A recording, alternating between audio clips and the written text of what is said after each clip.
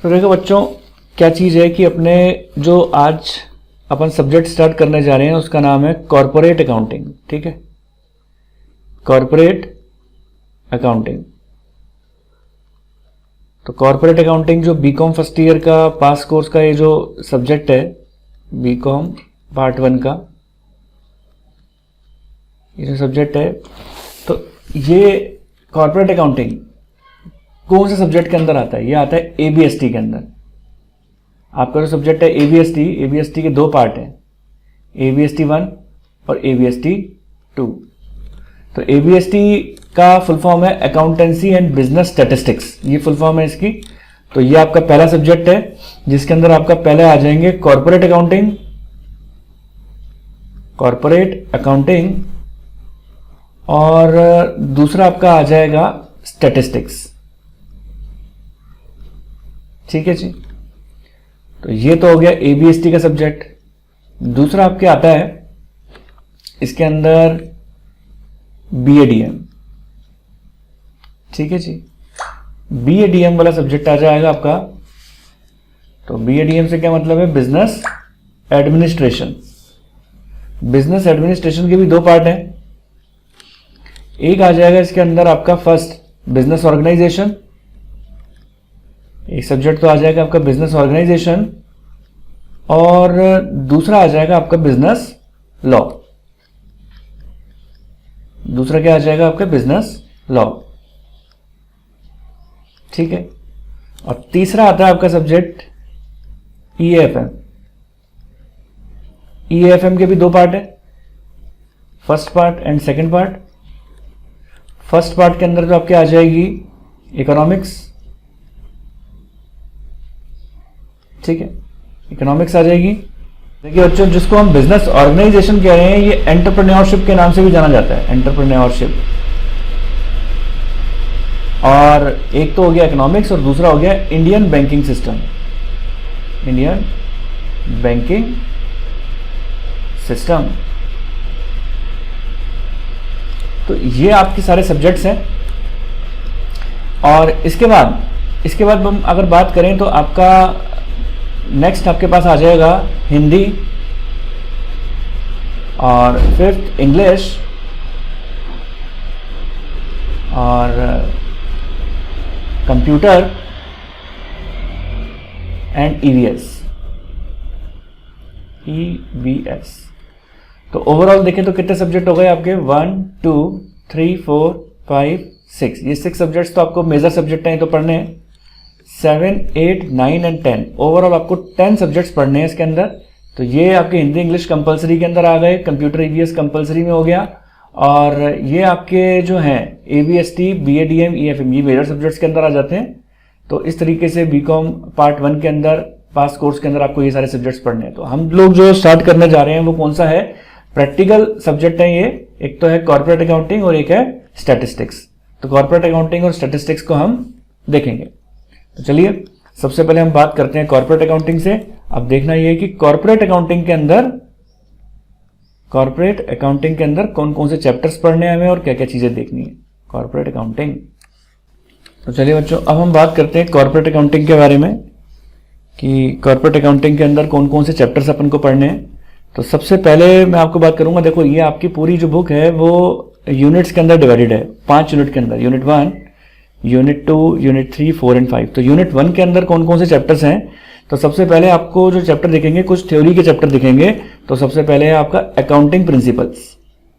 ठीक है, accounting principles के बारे में, ये सारे प्रिंसिपल्स आप अपने 11th क्लास के अंदर भी इंट्रोडक्शन में सारे पढ़ के आए हैं। Convention, accounting principle, convention, concept. ठीक है, तो ये आपके general introduction of Indian accounting standards, general introduction of as यानी अकाउंटिंग स्टैंडर्ड्स। अकाउंटिंग स्टैंडर्ड्स के बारे में आपको जनरल इंट्रोडक्शन बताएंगे।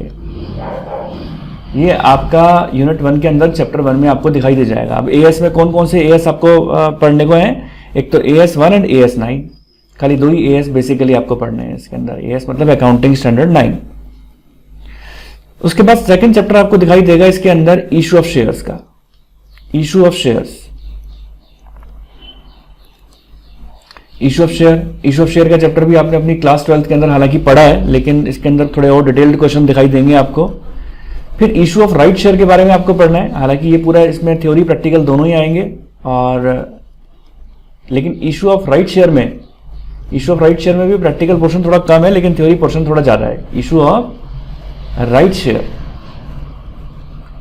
बायबैक ऑफ शेयर्स, बायबैक के भी कुछ प्रैक्टिकल थ्योरी क्वेश्चन दोनों ही है। बायबैक ऑफ शेयर्स ये आपको सेकंड चैप्टर में दिखाई देगा, और एक देगा इसॉप कहते हैं एम्प्लॉय स्टॉक ऑप्शन प्लान को, ठीक है। तो इसॉप की थ्योरी आएगी बेसिकली, इसका प्रैक्टिकल पोर्शन नहीं आता। अब आती है बात यहां पर थर्ड, अगर हम बात करें तो थर्ड चैप्टर हमारा है redemption of preference share, redemption of preference shares, redemption of preference shares. तो ये बेसिकली आपके जो हैं कॉर्पोरेट अकाउंटिंग के अंदर फर्स्ट यूनिट के चैप्टर्स आपको ये मिलेंगे।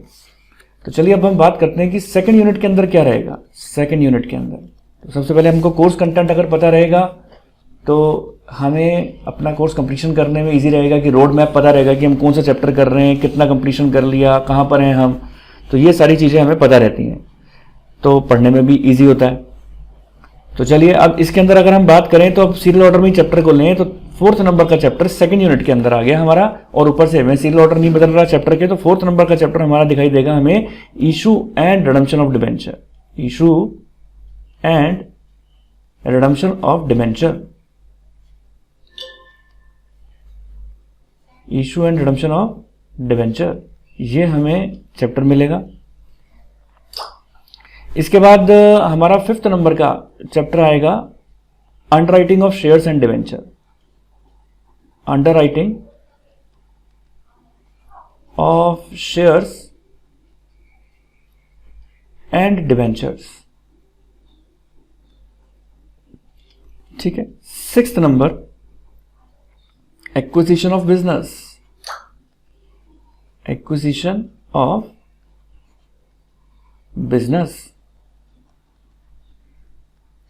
एंड सेवेंथ नंबर इसमें आ जाएगा, सिक्स के बाद सेवेंथ नंबर आ जाएगा। अच्छा, एक्विजिशन ऑफ बिजनेस के अंदर ही आपका एक पॉइंट और है, इसमें प्री एंड पोस्ट इनकॉर्पोरेशन इसी चैप्टर में ही है, प्री एंड पोस्ट इनकॉर्पोरेशन का टॉपिक इसी चैप्टर में आपको मिलेगा। Pre and post incorporation of profit, इसमें ये बताया है कि प्री और पोस्ट में हम किस तरीके से अपने प्रॉफिट को डिस्ट्रीब्यूट करते हैं। और फिर आ जाएगा हमारा सेवेंथ नंबर पे फाइनल अकाउंट्स ऑफ कंपनीज।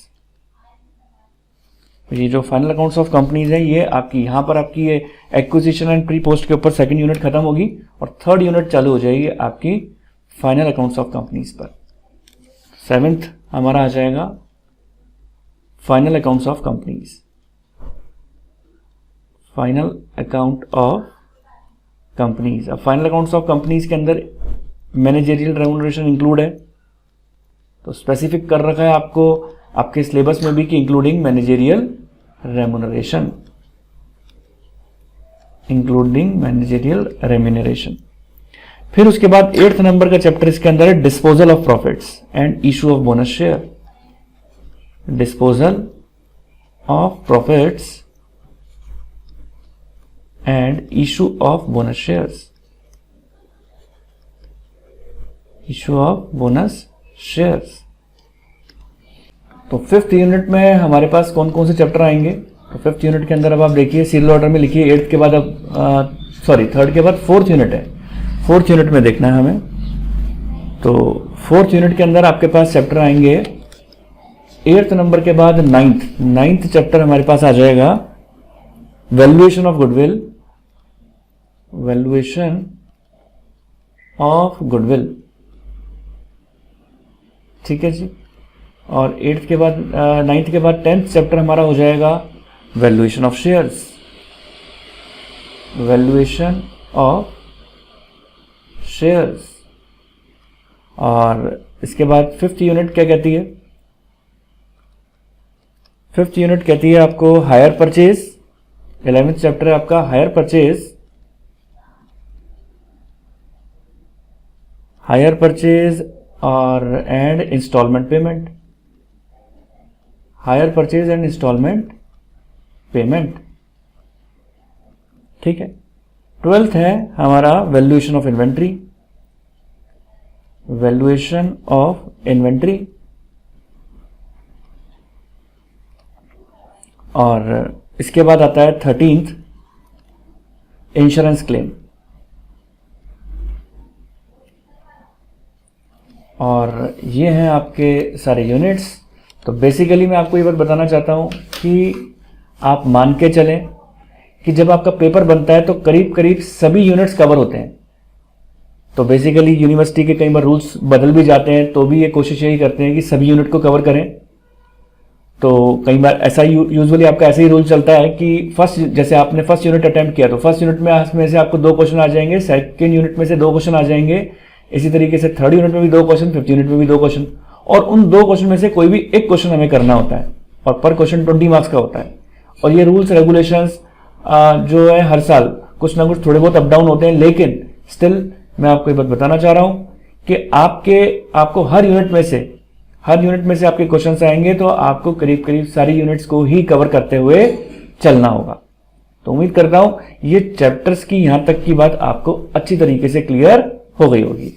तो देखिए बच्चों, अगर हम बात करते हैं कॉर्पोरेट अकाउंटिंग में फर्स्ट यूनिट से अगर अपन बात करें तो देखिए ये जो पहला चैप्टर है ये है हमारा थ्योरेटिकल चैप्टर। तो इस थ्योरी चैप्टर को बाद में लेते हुए सबसे पहले मैं आप लोगों को बात करूंगा प्रैक्टिकल चैप्टर से। तो प्रैक्टिकल चैप्टर में सबसे पहले आपका आ रहा है इशू ऑफ शेयर्स। तो हमें क्या चीज पढ़नी है? Issue of share. क्योंकि जब तक आपको, हालांकि नो डाउट कुछ बच्चे कहेंगे सर इशू ऑफ शेयर तो हमें आता है, लेकिन इशू ऑफ शेयर जब तक अगर आपको अच्छी तरीके से इसका कमांड नहीं है, अगर आपको नहीं आता है, तो आपको पहले इसमें कमांड करना जरूरी है, क्योंकि आगे के जितने भी चैप्टर्स हैं वो सारे आपके इशू ऑफ शेयर्स पर बेस्ड ही हैं। अगर आपको इशू ऑफ शेयर अच्छी तरीके से नहीं आता तो नेक्स्ट चैप्टर जब मैं आपका लूंगा रिडम्पशन ऑफ प्रेफरेंस शेयर, फिर आपको वहां पर दिक्कत आएगी।